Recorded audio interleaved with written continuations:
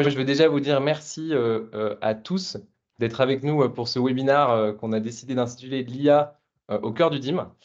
On va être ensemble pour environ 35 à 40 minutes, dont au moins 10 minutes de questions à la fin. Ce que j'ai envie de vous dire, c'est de ne pas hésiter à utiliser le chat pour réagir ou poser des questions au fil de l'eau, voilà, tout au long de la présentation. On les triera et on y répondra vraiment à la fin. Hop. Je vais commencer très rapidement par faire une petite présentation des intervenants. Donc moi, je suis Paul, je suis CEO de Parallèle et je suis aussi ingénieur en IA. Et à mes côtés aujourd'hui, on a Quentin, qui est médecin DIM chez Parallèle, et le docteur Alexandre Georges du Centre hospitalier de Dunkerque, qui est également médecin DIM, et qui partagera un retour d'expérience concret de mise en place d'IA générative dans son DIM. Donc merci beaucoup d'être avec nous, docteur. Bonjour à toutes, bonjour à tous. Je suis Quentin Jarion. Je suis donc médecin DIM chez Parallèle, comme Paul l'a indiqué. Je travaille aussi en tant que DIM auprès d'un établissement privé lucratif dans l'ouest de l'Île-de-France. Et j'ai eu la chance de passer par donc le public, le privé lucratif et non lucratif, et donc de voir toutes les modalités de financement et leur variété de préoccupations. J'ai eu la chance aussi de faire une dizaine d'années de conseils en optimisation. Et au cours de ces expériences, je me suis toujours intéressé, et de plus en plus ces dernières années, à la manière dont les outils peuvent réellement soutenir notre pratique au sein des départements d'information médicale. Merci Quentin. Si on a voulu organiser ce webinaire avec Quentin et avec le reste de l'équipe Parallèle, c'est parce qu'aujourd'hui, le DIM est affecté vraiment par une pression croissante sur la valorisation des séjours due au contexte économique hospitalier et peut-être au contexte global budgétaire. Qu'on a également une pénurie de teams et une vraie difficulté à stabiliser les équipes, en particulier avec un grand nombre de départs en retraite, et un PMSI qui se complexifie de plus en plus avec des nouvelles règles, comme par exemple le gros changement avec le modèle multisévérité qui arrive dans le futur. Donc, dans ce contexte, nous, en ayant discuté avec des services, on voit fleurir un peu partout le mot IA, mais derrière ce même mot, en fait, ce dont on se rend compte, c'est qu'on met des technologies vraiment radicalement différentes. Aujourd'hui, l'objectif, encore une fois, c'est pas de faire un cours de techno et d'aller dans le détail très précis des technologies. C'est plutôt de vous donner des briques et des repères très concrets pour distinguer les anciennes approches de technologie d'IA, pour que vous, en tant qu'établissement, en tant que DIM, en tant que team, vous évitiez d'investir dans des solutions qui pourraient parfois paraître insatisfaisantes ou qui pourraient plafonner rapidement, que vous pouvez vous projeter sur ce que ces nouvelles briques, ces nouvelles approches peuvent changer très concrètement dans votre quotidien de DIM, et surtout d'illustrer ça, je dirais à la fin, avec un cas réel, un cas concret au centre hospitalier de Dunkerque, grâce au docteur Alexandre Georges. Donc vraiment, pour redonner du contexte, nous, chez Parallèle, on a échangé avec plus de 200 médecins DIM ces 12 derniers mois. On travaille avec quasiment une vingtaine de teams maintenant chez Parallèle. Donc encore une fois, n'hésitez pas à poser vos questions et on y répondra vraiment à la fin. Euh, Aujourd'hui, le constat, c'est que deux établissements peuvent dire on a de l'IA pour le DIM, on a de l'IA pour le codage, et en réalité, de pas du tout parler de la même chose. En fait, il existe trois types d'outils qui n'ont pas du tout la même base technologique et qu'il faut apprendre à distinguer pour y voir un peu plus clair derrière ce mot IA. Euh, les premiers outils, c'est des outils que nous, on appelle des outils d'analyse sémantique. On appelle ça aussi des moteurs de règles ou des requêteurs, etc. La deuxième catégorie d'outils, c'est des outils de machine learning. Et la troisième catégorie d'outils, c'est des outils basés sur l'IA générative, qui sont basés sur, vous avez peut-être déjà entendu ce mot, sur les LLM, donc les Large Language Models, les modèles de langage. Donc on a vraiment trois catégories différentes d'outils basés sur des technos différentes qui vont avoir des potentiels complètement différents. D'un côté, nous, on a ce qu'on va pouvoir appeler la première génération d'outils. Donc on a les requêteurs, les moteurs de règles sur les données du DPI, sur les données du RSS. Et dans cette première catégorie d'outils, on va également mettre les modèles de machine learning qui existent depuis maintenant 10-15 ans, qui sont entraînés sur la donnée de votre établissement. Ça, ce sont des outils qui peuvent rendre service, mais qui, comme on le disait, ont un plafond de verre qui est assez marqué. En fait, ils comprennent pas vraiment le contexte clinique ni le dossier patient. En résultat, ils vont générer énormément de bruit et de faux positifs, typiquement sur des cas comme la gestion des négations, la non prise en compte de critères de codage pour des codes complexes à critères, par exemple. Et surtout, ils ne vont pas pouvoir, vu qu'ils ne comprennent pas, hiérarchiser les codes entre eux. Donc, typiquement, si on veut aller vers de l'automatisation du primo-codage, on ne va pas être capable de trouver le diagnostic principal, puisqu'on se base uniquement sur la détection de mots-clés. Euh, et surtout, ils sont assez complexes en fait à paramétrer. Dans un requêteur, par exemple, il faut paramétrer chaque règle à la main, chaque mot-clé, chaque exception, chaque cas particulier. Et donc, on se retrouve souvent avec des bibliothèques de règles qui sont assez difficiles à maintenir, surtout quand la régulation évolue. Et du côté du machine learning, en fait, il faut des années d'antériorité de données de codage. Et en fait, on finit par répliquer le codage du passé. Et c'est un peu à se demander quel est l'intérêt d'une IA qui réplique uniquement ce qu'on fait. Le vrai risque pour un établissement, c'est aujourd'hui, dans une période où tout le monde parle d'IA, de s'engager et d'investir dans ce type d'outils, donc des requêteurs ou alors des modèles de machine learning, en pensant faire de l'IA, puisque tout le monde parle d'IA aujourd'hui dans tous les secteurs, et de découvrir en fait après quelques mois que même si cet outil est utile, il s'essouffle et il va avoir tendance à surcharger le DIM au lieu de vraiment le soulager. Voilà. Ouais. Mais, merci Paul. Pour l'illustrer, c'est exactement ce que j'ai connu dans des établissements où on avait mis en place une solution dite sémantique pour le recodage. Bon, concrètement, l'outil surlignait tous les mots potentiellement codables. On se retrouvait donc avec une liste énorme de signaux à traiter. Pour être clair, c'était 80-90% de bruit en réalité.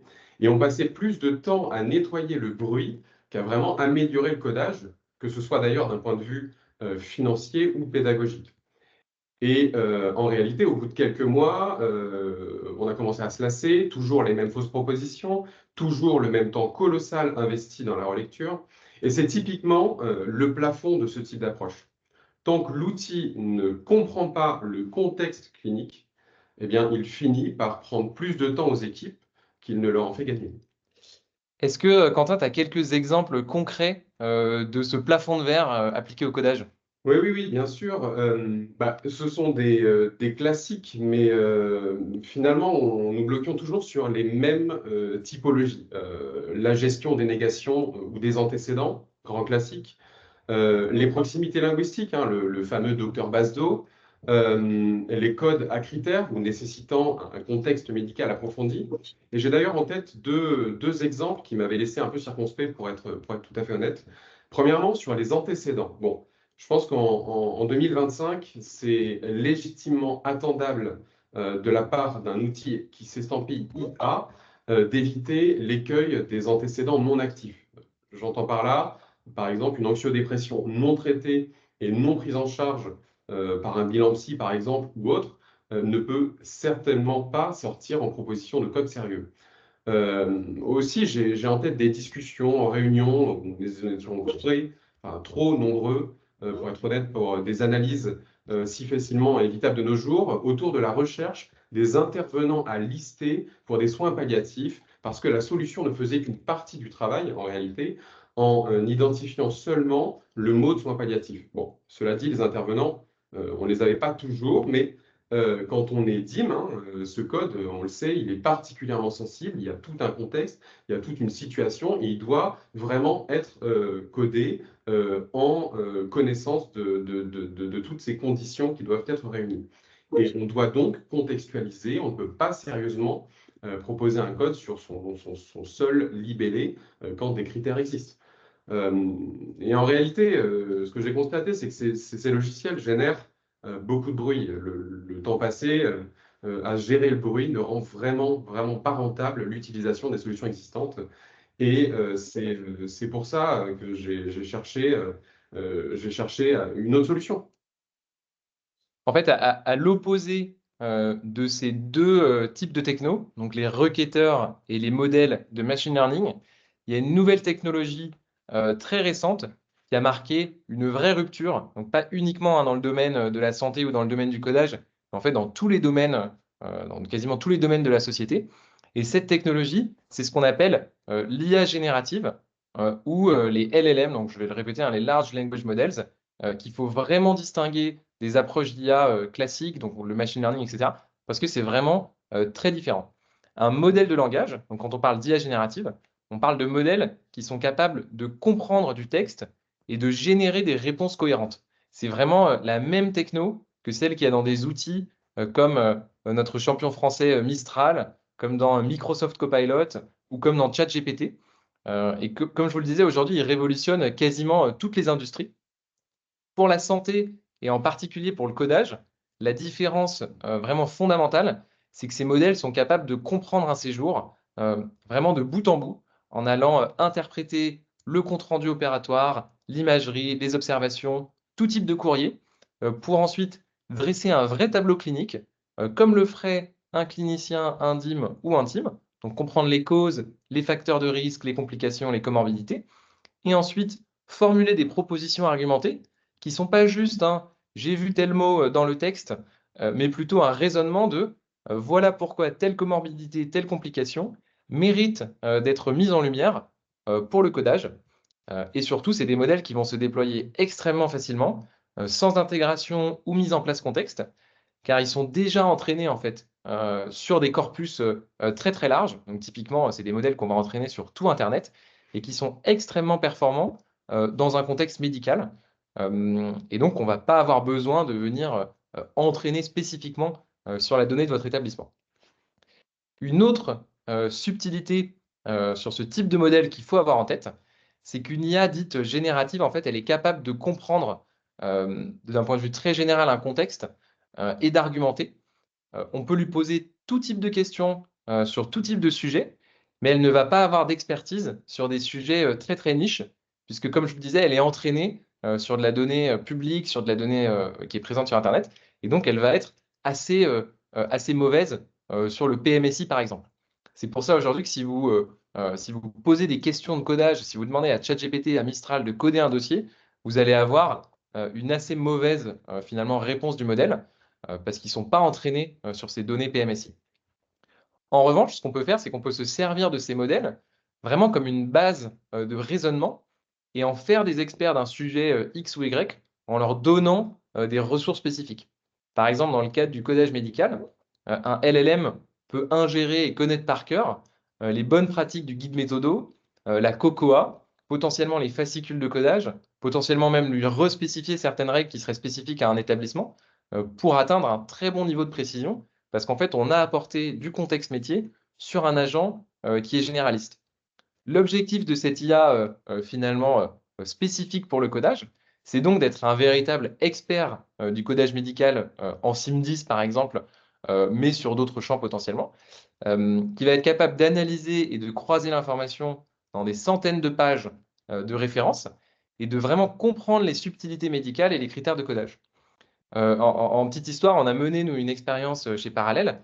Les modèles génératifs classiques, donc ceux qu'on a à disposition sur Internet, en privé ou en public, utilisés naïvement, connaissent environ 15% des codes de la SIM10. Une IA générative spécialisée sur le codage médical qui a été nourrie avec de la documentation comme la COCOA, en fait, connaît tous les codes et extensions par cœur sur le bout des doigts. Et ça, c'est pas du tout de la magie, c'est vraiment une technologie qui est très puissante et qui va permettre de faire gagner énormément de temps au DIM en assistant les équipes. Hop. Quentin? Ouais. Pour moi, la vraie rupture, si vous voulez, c'est que quand l'outil s'arrête d'être juste un scanner de mots et qui commence à se comporter comme un soignant, et je dirais même un soignant très appliqué.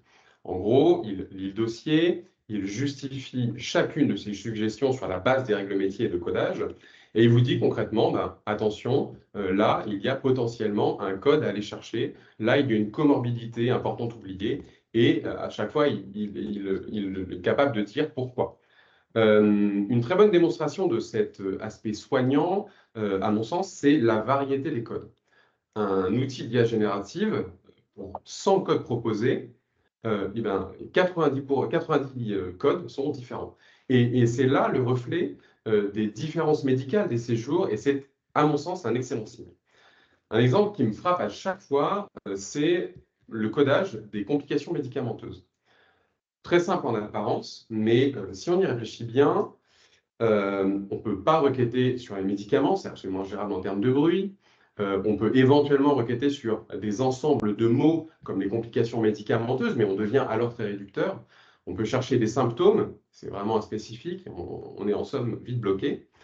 Et à l'inverse, l'IA générative, bon, premièrement, elle identifie les médicaments pris par le patient, elle identifie les réactions cutanées, par exemple, elle identifie les adaptations thérapeutiques, voire les prises en charge, et en bonus, l'IA générative, elle sait détailler le lien de cause à effet et le lien de cause à conséquence s'il est repris dans le séjour. Et à partir de là, on n'est plus dans un gadget, hein, on est réellement dans un soutien au raisonnement. Et ça, pour un DIM, c'est un changement de catégorie. Et c'est un point, à mon sens, très important. On se concentre alors sur nos tâches à valeur ajoutée, entre parenthèses, malheureusement trop souvent négligées compte tenu du temps qu'il nous reste pour ces tâches-là. Mais j'entends par là les parcours de soins, les rencontres avec nos confrères, et j'en passe. Hop. Pour vous faire un petit résumé précis de tout ça, donc les trois approches, on a rédigé dans un tableau très détaillé la couverture fonctionnelle réelle de chaque outil et un petit peu ses limites. L'idée, c'est pas que je passe en revue l'intégralité de ce tableau maintenant. On va plutôt s'en servir et vous l'envoyer après la session par email. Donc l'idée, c'est qu'il reprend vraiment en détail les spécificités de chaque technologie, ce qu'elle permet de faire et de ne pas faire pour que vous puissiez vraiment vous positionner. Et peut-être en clôture de cette première partie qui était vraiment assez générale, on est parti d'un constat qui était deux établissements peuvent dire en fait la même chose. On a de l'IA au DIM, mais en fait d'un côté on aura une loupe sur des mots-clés et de l'autre côté on aura un assistant qui est capable de comprendre le contexte, de comprendre les règles et de vraiment faire gagner du temps sur le codage. In fine, quand on s'intéresse côté DIM à l'implémentation d'un outil dans son service, si on ne pose pas les bonnes questions sur la technologie et si on ne va pas comprendre dans le détail comment fonctionne un outil, on peut investir très lourdement dans une brique qui aura dès le début une techno très obsolète par rapport à ce qui se fait sur le marché. Et quand on sait la difficulté d'implémentation de certaines de ces technos, c'est triste de se dire que dans 1, 2 ans, bah, il faudra potentiellement tout recommencer avec des technos plus modernes. Euh, D'un autre côté, si on investit maintenant dans des outils qui sont très puissants, qui ont un plafond de verre qui est beaucoup plus élevé et qui s'appuient sur ces dernières technos, comme les modèles de langage, en fait, on va pouvoir très rapidement aller bien au-delà d'un simple gain de temps. On va pouvoir faire sur le codage de la consolidation, on va pouvoir faire de l'automatisation, on va pouvoir faire de l'appui sur d'autres champs, hein, de l'appui sur de la recherche clinique, de l'appui sur de la génération automatique de documents. En fait, finalement, le codage n'est que la partie émergée de l'iceberg, tout ce qui est possible avec les LLM. Hop. Euh, on aimerait prendre un tout petit peu de temps pour aborder un cas concret de comment l'IA générative en fait, permet déjà d'apporter de la valeur au DIM, avec un exemple qui est la consolidation des séjours a posteriori, et comment en fait, ce premier exemple annonce un petit peu la transformation d'une partie du métier de DIM. Cette consolidation, en fait, c'est là où les modèles de langage ont déjà un impact réel. En fait, un modèle est déjà capable aujourd'hui de relire vos séjours déjà codés, d'aller chercher ce qui a potentiellement été oublié, sous-valorisé ou mal reflété dans le codage existant. Et rien qu'à ce stade, en fait, ça change déjà profondément la façon potentiellement de travailler d'un DIM sur cette partie consolidation. Ouais, tout à fait. Sur la relecture a posteriori, une IA générative, elle peut très concrètement, premièrement, repérer des éléments cliniques non codés, des comorbidités, des complications présentes dans les documents, et qui sont parfois importantes, hein, des gestes ou des procédures qui seraient passées sous le radar. Elle peut identifier des séjours dissonants, une lourdeur clinique forte, mais une valorisation faible, des trajectoires de soins complexes, à réanimation, à intervention, qui ne ressortiraient pas pleinement dans le codage. Elle peut pointer des pistes d'amélioration argumentées, pas juste il y a tel mot mais dire à la lecture du dossier, eh bien, voilà pourquoi telle complication, telle comorbidité pourrait justifier une autre valorisation à vérifier par le DIM. En clair, l'IA va dans vos dossiers passés et vous remonte où se cachent potentiellement des recettes et des risques en vous expliquant pourquoi. Et enfin, l'IA, elle est capable de justifier ses choix et d'argumenter. Et c'est là pour moi un point très important. L'IA générative, elle peut éviter l'écueil de la boîte noire.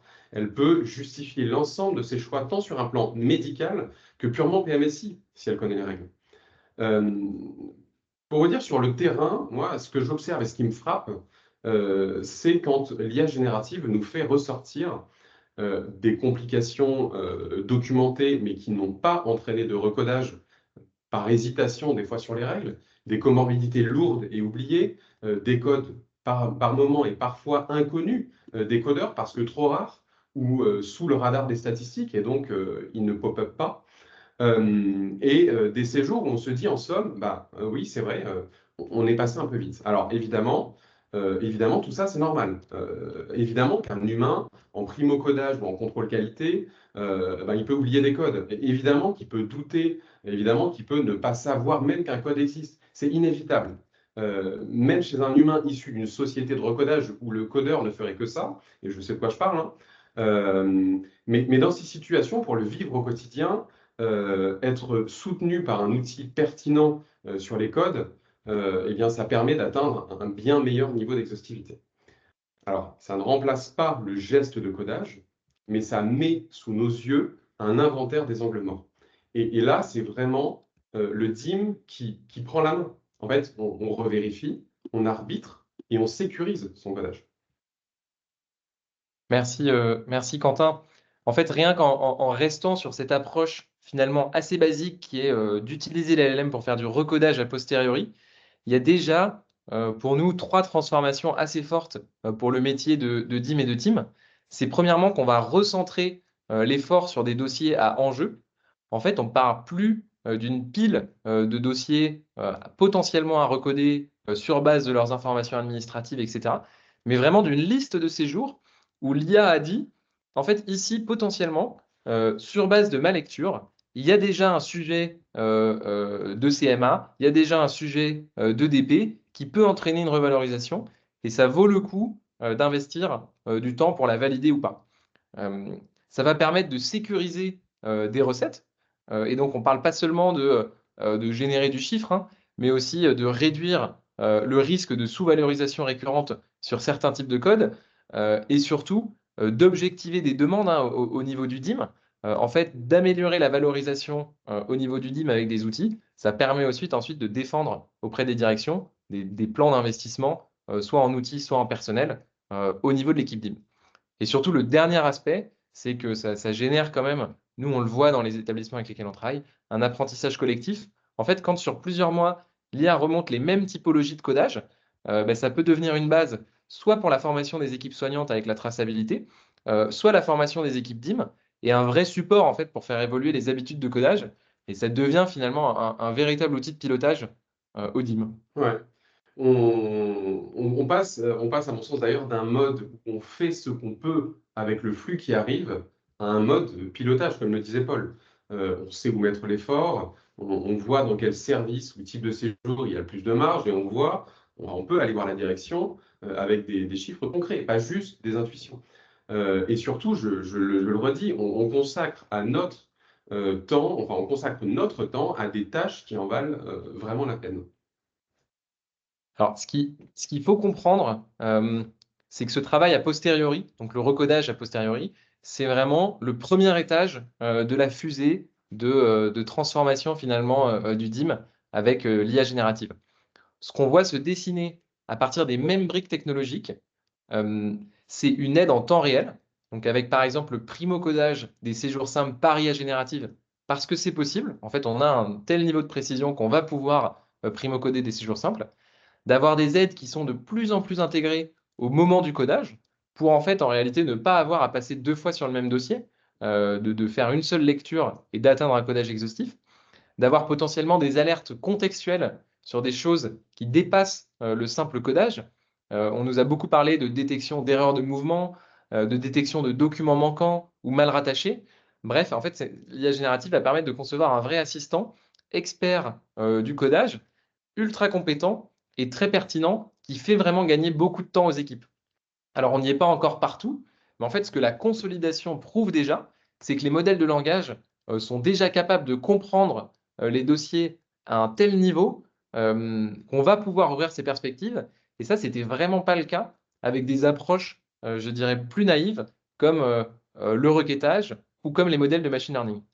Alors, je pense qu'une majorité de médecins DIM présents aujourd'hui seront d'accord pour dire que ce qui manque aux DIM par-dessus tout, c'est du temps. C'est pas forcément des outils. C'est du temps pour faire des tâches à forte valeur ajoutée. C'est du temps en fait qu'on passe aujourd'hui à coder des séjours simples, comme les séances, les dialyses, les chimios pour les services qui ne les ont pas encore automatisés. Et c'est vraiment des séjours qui pourraient être complètement automatisé pour recentrer finalement l'expertise métier des DIM et des teams sur des séjours complexes. En fait, on est vraiment aligné avec cette vision. Techniquement, c'est pas si simple à mettre en place. C'est pour ça que nous, on a démarré par la consolidation. Et les vieux outils, en fait, aujourd'hui, n'ont juste pas la capacité technique de faire tout ça. Parce que quand on a, et c'est vraiment la statistique, nous, qu'on a du marché, quand on a 90% de suggestions de codage qui, en fait, sont des suggestions qui sont refusées, en fait, c'est impossible de se projeter sur du primo codage, puisqu'on aura 90% de dossiers mal codés. Et donc, vraiment, si l'objectif final, c'est le gain de temps, alors il faut tout miser sur des technologies modernes qui, de par leur performance, ouvrent ce champ des possibles. Et nous, on est convaincus vraiment que c'est maintenant en fait, que tout se joue. Une partie de l'histoire de l'IA au cœur du DIM, hein, c'est le titre de ce webinaire, et que les DIM vont pouvoir décider dans les prochains mois, dans les prochaines années, comment ces briques seront utilisées dans leur établissement. Moi, je veux déjà dire qu'en étant présent à ce webinaire, en fait, vous êtes déjà acteur de premier plan sur ces évolutions, et donc merci beaucoup pour ça. Ouais, j'insiste sur ce point. C'est vrai que notre métier est en train de bouger, hein. Aujourd'hui, sur la consolidation, on voit déjà ce que ces outils sont capables de faire dans les séjours passés. Bon, j'imagine que certains se demandent, OK, est-ce que l'IA va remplacer les DIM ou les teams, hein. Et notre position sur ce point, elle est très claire, elle est catégorique. Évidemment que non. L'IA va vous faire gagner du temps, oui, sur des tâches à valeur ajoutée et pour aller plus vite de manière générale. Mais ce temps, nous allons ensuite pouvoir l'allouer ailleurs. Par exemple, auprès des cliniciens, comme je le disais, pour faire de la pédagogie sur la complétude des dossiers. Ça, un vrai sujet clé. Et la vraie question aujourd'hui, c'est plutôt, à mon sens, quel outil je choisis pour la stratégie long terme du département d'information médicale, avec pour objectif de me libérer du temps. Hop. Pour peut-être résumer un peu cette deuxième partie qui est plutôt sur vraiment les cas d'usage concrets, moi, ce que j'ai vraiment envie de vous dire, c'est que, en fait, aujourd'hui, les modèles de langage peuvent déjà, demain, relire vos séjours et faire ressortir potentiellement tous les angles morts dans votre codage. Ça permet déjà sur ce travail de contrôle qualité de recentrer votre temps ou une partie de votre temps sur des dossiers à enjeu et de sécuriser des recettes supplémentaires. Et en fait, c'est vraiment la première étape d'une évolution plus large, je pense, des workflows dans le métier, où le DIM va devenir encore plus et encore davantage un acteur stratégique au sein de l'établissement et se concentrer sur des tâches, encore une fois, en rapport avec les cliniciens, en rapport avec les parcours, et vraiment des tâches stratégiques de pilotage médico-économique. Ce qu'on va vous proposer maintenant, c'est peut-être de voir comment tout ça se traduit très concrètement dans un établissement réel, qui est le centre hospitalier de Dunkerque, avec le docteur Alexandre Georges. Hop. Docteur, est-ce que vous nous entendez? Oui, bonjour, est-ce qu'on m'entend bien? On vous entend bien. Donc, bonjour à tous, donc Alexandre Georges, hein, je suis médecin responsable du DIM au CH de Dunkerque. Et effectivement, donc on a choisi de travailler avec Parallèle euh, juste au début, hein, finalement de l'aventure. Euh, pour peut-être remettre quelques éléments de contexte. Donc je partage, hein, ce qui a été dit en début de présentation, c'est-à-dire que je pense que beaucoup d'autres DIM sont dans la même situation, c'est-à-dire qu'on a des ressources humaines qui sont quand même relativement limitées.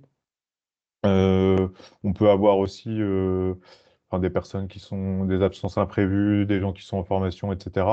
Donc, dans un contexte où l'activité des établissements augmente, c'est toujours un peu compliqué de pouvoir assurer finalement à la fois l'exhaustivité du codage et de l'optimisation et du contrôle qualité.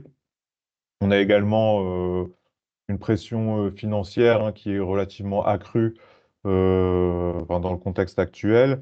Et on notera aussi que le codage de l'ambulatoire se complexifie un petit peu, notamment avec l'instruction gradation. Donc c'est vrai que finalement, on est assez intéressé pour avoir des outils qui vont nous faire gagner du temps et de la qualité sur le codage. Merci beaucoup, docteur. Quels ont été peut-être les critères de choix d'une solution d'aide ou d'optimisation ou d'automatisation du codage? Alors, ça, c'est vrai que c'est un process qui a pris un certain temps chez nous, puisque on a quand même, donc au DIM de Dunkerque, on avait mis en place tout un système de contrôle qualité. Donc, ça a été évoqué, hein, finalement, toute une bibliothèque de contrôle qualité avec des règles métiers. Et c'est vrai on a quand même une assez bonne maîtrise de notre dossier patient. Et donc, on avait quand même une bibliothèque. Voilà, on avait l'impression finalement d'avoir quand même un bon niveau de qualité de codage sans forcément avoir des outils ou de l'aide extérieure. Et on avait eu l'occasion de tester quelques outils. C'est vrai qu'on n'avait pas été convaincu, en tout cas par la brique machine learning qui a été un petit peu décrite. Et nous, on avait déjà développé justement la brique qui consiste à utiliser les mots-clés. Alors c'est vrai que nous, on allait un peu plus loin puisqu'on utilise la biologie, les administrations médicamenteuses, les comptes rendus d'anesthésie, les comptes rendus d'imagerie. Enfin, voilà, on avait déjà pas mal de choses avec principalement des règles métiers. Mais c'est vrai que donc est arrivé finalement l'émergence de l'IA générative, hein. Enfin, voilà, tout le monde a testé ChatGPT pour la première fois. Et c'est vrai que voilà, on a vraiment l'impression de franchir un cap en termes d'intelligence artificielle. Et c'est vrai que c'est là où on s'est posé la question de cette technologie. Est-ce qu'il pourrait y avoir un plus finalement voilà, au cœur du DIM, hein, puisque c'est le titre du webinaire. Mais et c'est ça qui nous a un petit peu attiré vers la solution parallèle. Et, euh, et peut-être sur les bénéfices, qu'est-ce que vous avez observé sur votre codage? Nous, on a une slide, on a sorti quelques métriques qui sont sur base de voilà, notre expérience. Qu'est-ce que vous en tirez comme conclusion? Oui, alors c'est vrai que, comme je disais, hein, on avait déjà testé quelques solutions, machine learning, etc. On avait déjà beaucoup de contrôle qualité, donc finalement on se disait, bon, on va peut-être pas avoir un gain si important. Et c'est vrai que on a quand même été assez surpris par des choses qui ont déjà été évoquées, hein, mais peut-être je peux revenir rapidement dessus. C'est effectivement, ça va être des codes qui sont rares, donc pour lesquels on n'a pas implémenté de contrôle qualité. Ça va être des complications qui effectivement reposent plus sur des éléments de contexte. Ça va être finalement hein, tout ce qui passe un petit peu dans entre les mailles du filet. Et c'est vrai que finalement, on arrive quand même à récupérer certains codes et de fait de pouvoir optimiser certains séjours. Et voilà, on est quand même sur alors un taux d'acceptation des propositions voilà, au 60%. Bon, peut-être il varie entre 50 et 60, mais c'est toujours intéressant d'avoir les propositions. Et je tiens quand même à préciser que même si certains séjours sont pas validés sur les propositions, on a quand même des propositions qui sont à peu près toujours pertinentes, c'est-à-dire qu'on a effectivement des éléments dans le dossier du patient qui vont, de fait, on va se poser la question de est-ce que oui ou non je vais rajouter ce code-là par rapport à ces éléments. Donc il y a une argumentation qui est proposée par l'outil et de fait ça permet de trancher et c'est là où finalement on a l'expertise du médecin et donc de l'humain qui va trancher sur la proposition de code. Donc finalement, même quelque part des codes qu'on ne va pas valider, la proposition n'est pas forcément inintéressante. C'est là où je veux en venir. Donc, et forcément, bah, quand on valide les propositions, il y a forcément un retour sur investissement qui est non négligeable, puisqu'on arrive quand même à récupérer voilà, des sévérités 3, parfois des sévérités 4. C'est vrai que sur les sévérités 2, souvent on est assez outillé en termes de contrôle qualité, de règles métiers. Donc ça va être, enfin, en tout cas pour l'expérience du CH de Dunkerque, c'est plutôt sur les sévérités 3 et 4 qu'on a été un petit peu impressionné par rapport à la performance de l'outil. Merci, merci beaucoup pour ce retour. J'ai une dernière question avant de passer sur un ou deux exemples. Euh, ma question, c'est est-ce que vous avez un conseil pour un DIM qui souhaite implémenter un LLM pour le soutenir dans son codage? Bah alors ouais, c'est vrai que ce qui est assez intéressant avec justement cette IA générative, c'est que finalement, on n'a vraiment rien à paramétrer. Donc par rapport alors j'évoquais, hein, nous, on a beaucoup de règles métiers, etc.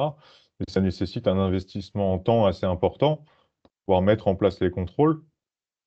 Là, effectivement, il y a pas ce temps de paramétrage et cet investissement en temps pour justement alimenter toute sa bibliothèque de contrôle.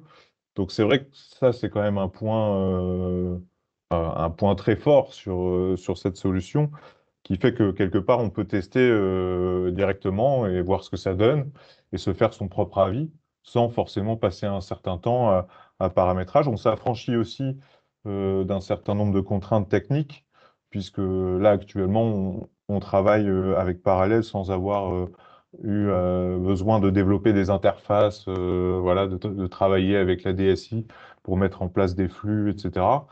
Même si demain, pourra peut-être automatiser davantage le flux, mais en tout cas, on peut déjà commencer à tirer bénéfice de cette solution sans avoir à mettre les mains dans la technique quelque part, parce qu'on sait que dans certains établissements, ça peut être un gros frein quand même, euh, enfin, de devoir mettre en place des choses un peu plus techniques. Les DSI ont rarement des heures en rab à donner à des nouveaux Voilà, projets. enfin, je pense que certains DIM comprendront très bien de quoi je parle. Merci, merci beaucoup. On a choisi, ou vous avez, enfin, on vous a suggéré, vous avez choisi deux exemples un peu de cas concrets à Dunkerque. Je pense que je vous laisse un petit peu la main dessus sur deux codes, vraiment pour visualiser un peu ce que l'IA générative va être capable de trouver. On a un premier exemple. Oui, tout à fait. Alors, bon, c'est des exemples qui ont été pris un peu au hasard, hein. On n'a pas vraiment recherché l'exemple parfait. Mais là, c'est vrai que on voit qu'on est purement. Alors déjà, on est sur les observations médicales. Il faut savoir que c'est pas forcément quelque chose qui est relu systématiquement par l'ensemble des codeurs. Euh, et on voit que là, on est quand même sur voilà, ACR sur FV juste avant d'aller en Coro. Bon, même si l'observation médicale avait été relue par un team, j'ai aucune certitude que voilà, ça aurait été forcément vu, par un médecin aussi, hein, d'ailleurs, hein, je ne cite pas les teams en particulier. On peut très bien passer à côté, parce que là, c'est vraiment voilà, une petite phrase quelque part. Ça n'avait pas été forcément repris dans la lettre de liaison. Et effectivement, là, on est vraiment sur finalement un peu des éléments de contexte qui vont suggérer le code d'arrêt cardiaque réanimé avec succès. Donc, enfin, voilà, je pense que c'est un bon exemple de finalement, on va récupérer une observation et finalement, c'est vraiment le contexte qui est analysé par l'IA. C'est pas juste des mots-clés. On pourrait très bien s'amuser à rechercher le mot-clé ACR, mais comme on l'a évoqué, potentiellement on aurait énormément de bruit, que ce soit dans les antécédents, que ce soit certains mots qui comportent Ouais. ces trois lettres. Enfin voilà, on aurait potentiellement enfin, beaucoup de faux positifs. Merci, merci pour cet exemple. Ce qui nous a surpris aussi côté parallèle, c'est vraiment l'acronyme et la détection d'un terme qui est quand même difficile à voir dans le texte. Je Oui. vous laisse le Alors là, deuxième exemple. ouais, un autre exemple. un peu plus inattendu quelque part. C'est vrai que donc on a fourni également les comptes rendus opératoires. Donc c'est vrai que nous, on a travaillé donc avec les lettres de liaison, les comptes rendus opératoires, les observations médicales et les transmissions ciblées infirmières. Et à partir de ces éléments, on arrive quand même à avoir beaucoup de choses. Et c'est vrai que le compte rendu opératoire sur un séjour relativement simple, ici, hein, une cholécystectomie, 3 nuits, potentiellement c'est un séjour relativement simple à coder. L'acte potentiellement va déjà être codé par le chirurgien. Il n'y a pas forcément un contrôle du compte rendu opératoire qui va être fait. Mais là, en l'occurrence, si on lit le compte rendu opératoire, on s'aperçoit qu'il y a une complication péropératoire.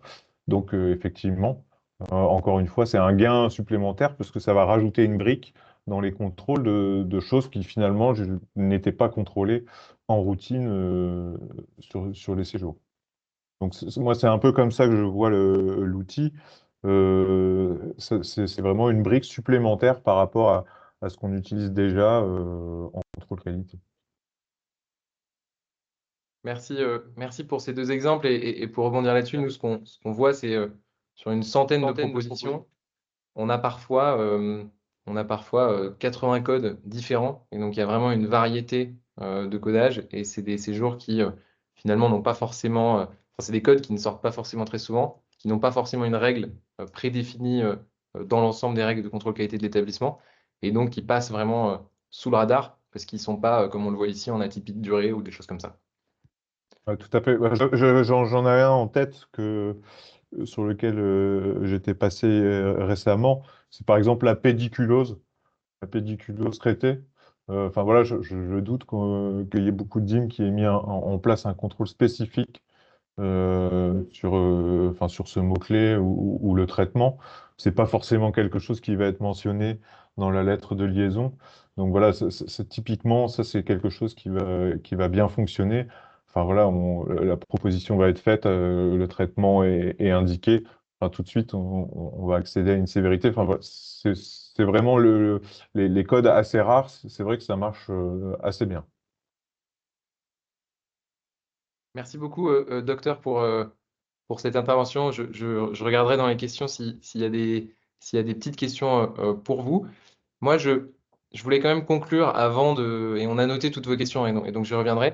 Euh, je voulais quand même conclure assez rapidement. On arrive un petit peu au bout de ce webinaire. Avant de passer aux questions, il y a 3 choses que j'aimerais que vous reteniez. Euh, L'IA, ça peut vouloir tout et rien dire. En fait, les briques sont différentes. Il y a les règles, les moteurs de règles, les moteurs de mots-clés, le machine learning et les modèles de langage. Et donc, il faut avoir un bon niveau de compréhension pour ne pas investir dans la mauvaise solution. La deuxième chose qui est hyper importante, c'est que l'IA, elle n'est pas du tout là pour remplacer le DIM et les teams. C'est vraiment donner plus de latitude, donner plus d'outils à une équipe qui, vraiment à l'hôpital, est irremplaçable sur les cas complexes, sur les arbitrages fins, sur le pilotage, etc. Et le premier cas d'usage, comme à Dunkerque, montre qu'en fait, c'est déjà une réalité aujourd'hui. On n'est pas du tout dans une logique de parler de l'avenir, on parle vraiment du présent. C'est cadré, on peut voir les bénéfices concrets en quelques semaines sur les recettes, sur le temps pour faire des contrôles qualité. Et c'est vraiment à vous, Odime, d'écrire un peu cette histoire au cœur de votre établissement. Je vais passer aux questions. Je sais qu'on a un petit peu dépassé. On les a toutes mises de côté, nous. Il y a une question qui est beaucoup revenue autour du primo-codage. Je vais la prendre de mon côté. Déjà, est-ce qu'on peut utiliser cet outil en primo-codage? Est-ce qu'on a des résultats sur le primo-codage? Et dans le cadre du primo-codage, est-ce qu'on gère des éléments qui ne sont pas directement liés au diagnostic, potentiellement la relecture des actes, potentiellement pour les HDJ, le nombre d'intervenants, etc. Alors, le primo-codage aujourd'hui, au niveau de parallèle, nous, on est en bêta, c'est-à-dire qu'on le fait aujourd'hui en interne. Donc, on est en train de faire des tests. On est extrêmement confiant sur la capacité des modèles à aller primo-coder des séjours simples. Et donc ça veut dire choisir l'EDP, en particulier sur les séjours de moins de 3 nuits où il n'y a pas d'enjeu de DAS, et potentiellement aller amener des éléments complémentaires, le nombre de séances, etc. Ce sera un sujet pour le premier trimestre 2026. Donc on déploiera des briques de primo-codage dans les premiers établissements avec lesquels on travaille, comme par exemple Dunkerque, etc., aux alentours de ce timing-là, si, bien entendu, côté informatique, etc., les choses s'alignent bien. Donc, vraiment, sur le primo-codage, nous c'est l'objectif à terme.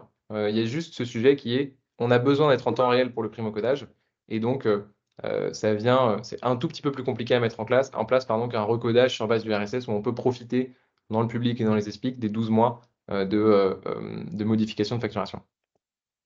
Une deuxième question qui a été pas mal posée sur la sécurité des données et la sécurité des données de santé. En fait, ce qu'il faut comprendre, c'est que en tant qu'éditeur de logiciels, en tout cas, c'est notre approche côté Parallèle, on est vraiment soumis aux mêmes restrictions que l'intégralité des autres éditeurs de logiciels dans la santé. Et donc, il y a une réglementation ou un référentiel qui s'appelle le référentiel HDS pour hébergeur données de santé.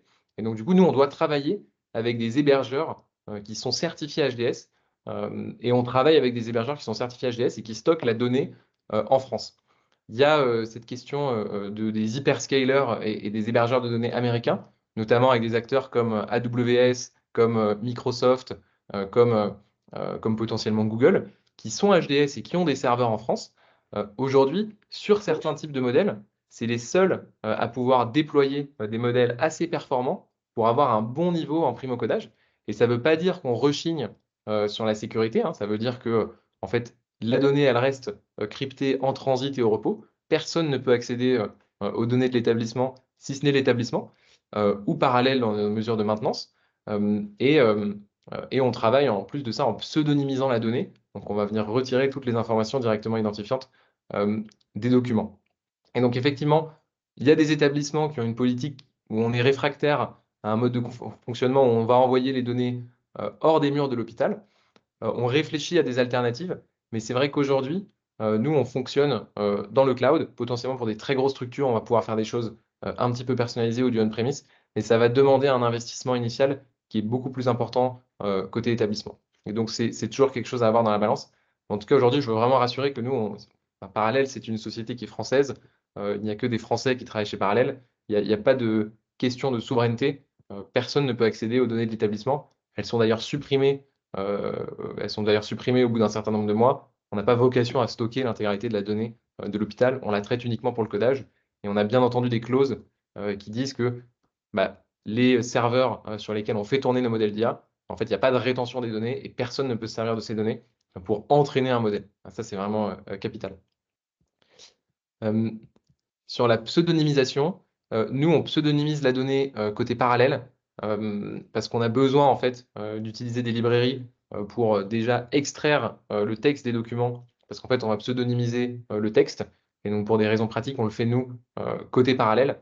Maintenant, si des établissements, notamment sur base de l'EDS, etc., peuvent nous fournir de la donnée pseudonymisée, on peut aussi travailler comme ça. C'est vrai que c'est plus pratique pour les établissements qu'on le fasse côté Parallèle. J'ai une question sur les actes CCM qui rejoint un petit peu la question sur le primo-codage. Aujourd'hui, on ne relie pas encore les actes CCM, mais la brique technologique est la même, c'est-à-dire comprendre le dossier, faire le lien entre des phrases ou une compréhension du protocole opératoire et valider un acte CCM ou non. C'est vraiment des choses qu'on va regarder de très près, notamment pour des sujets de primo-codage. On a des établissements sur le primo-codage, notamment sur de l'ophtalmo, etc., où en fait les praticiens ne codent pas les actes. Et donc, on va avoir besoin, dans tous les cas, au moment du primo-codage, d'ajouter les actes. Donc, c'est des sujets qu'on va regarder de très près. On a quelques questions métiers, peut-être pour toi, Quentin. Oui. Sur la question, est-ce qu'on est capable de faire des contrôles sur des critères de gradation? Ouais, alors c'est une question intéressante que je scinderai en deux parties. Bon, premièrement, l'identification de produits de la réserve hospitalière et même, je le mets dans cette catégorie de décompte des interventions. Ça, c'est quelque chose qui est géré facilement. Pour ce qui est de la surveillance particulière ou du contexte patient, en envisageant un semi-automatisé sur certains séjours sur lesquels qui seraient identifiés par l'IA à être semi-automatisé. Je pense que c'est le reflet, en l'absence d'expériences actuelles très tranchées et en dehors de celles qui l'ont déjà été, un peu du niveau de risque acceptable par les établissements finalement. et que donc ces critères de la gradation sont en partie gérés, oui, identifiés, pointés, et ensuite en semi-automatisé, charge à l'établissement de valider un type de prise en charge ou pas, au même titre qu'un humain le ferait, enfin qu'un DIM le ferait. Encore une fois, le DIM reste maître de son codage. C'est vraiment important de le rappeler. Merci Quentin. Je vois le temps qui passe. On a encore deux petites questions. Il y a une question, Quentin, sur le SMR et la psychiatrie. Est-ce que l'outil a été développé sur le SMR ou la psychiatrie, en particulier sur le SMR avec l'exhaustivité du codage des actes César? Alors, c'est ce qu'on dit dans le pipe, hein, c'est ce que disait Paul Exactement. pour la partie MCO, se concentrer sur la partie MCO pour bien faire ce qu'on fait. Pour la suite, que ce soit le primo, le contrôle qualité et l'évaluation, voire la saisie avec CCM, tout ça sera dans un second temps. Et le SMR arrivera aussi dans ce second temps. Je pense que c'est vraiment important de distinguer chaque étape et d'être capable de bien faire chaque étape. Complètement. Et en fait, on préfère bien faire le MCO parce que notre métrique, finalement, côté établissement, c'est la qualité de nos suggestions pour pas faire perdre de temps. Et donc, on va vraiment faire champ par champ. Et on a vocation à être assez global. Je vais prendre une dernière question et les autres questions, on y répondra par email. Vous recevrez toutes les réponses. Euh, L'intégration dans les DPI et les logiciels de codage, c'est une question très, très importante. Aujourd'hui, on peut travailler avec tout type de DPI parce qu'on ne construit pas de connecteur de données. En fait, on va chercher la documentation directement via l'interface graphique du logiciel dans le logiciel métier. Et donc, à Dunkerque, par exemple, c'est un bon exemple. On travaille avec le docteur Alexandre Georges sur deux établissements, Saint-Omer et Dunkerque. À Dunkerque, on peut extraire, ou le docteur Alexandre Georges est capable d'extraire la donnée avec une requête. Et donc, on utilise ces requêtes pour importer la documentation en parallèle. À Saint-Omer, on n'a pas de capacité d'extraction. Et donc, on va chercher, nous, à la main, dans le dossier patient, directement les documents qui sont en lien avec le séjour, ce qui nous permet de faire des propositions de codage. Et ça nous permet surtout, en fait, d'être opérationnel en quelques semaines. Je pense qu'à Saint-Omer, on a commencé en 1 ou 2 semaines, après la signature du contrat, à faire des propositions de codage, ce qui est hyper, hyper intéressant d'un point de vue efficacité dans le cadre d'un pilote ou d'un test. On réfléchira à faire une intégration plus en profondeur avec des connecteurs potentiellement dans un second temps, potentiellement sur du primo-codage où il y a un besoin d'accéder à de la donnée en temps réel. Et docteur Alexandre Georges, j'ai une question pour vous, c'est quel est le DPI à Dunkerque, je vois dans le chat. Ouais, alors nous, on utilise Hospital Manager et à Saint-Omer, ils ont MainCare IC. Ok. Eh ben, merci beaucoup. Merci à tous. On a pris une grosse partie des questions. Merci d'avoir été présents aussi nombreux aujourd'hui. Merci au docteur Alexandre Georges d'avoir accepté de prendre un petit peu de son temps pour parler de l'IA et de son DIM. Nous, on est bien entendu très heureux d'approfondir n'importe quel sujet avec vous. N'hésitez pas à nous contacter, soit moi, soit Quentin, soit Victoire. Euh, on peut répondre à vraiment toutes vos questions. Au revoir à tous. Au revoir.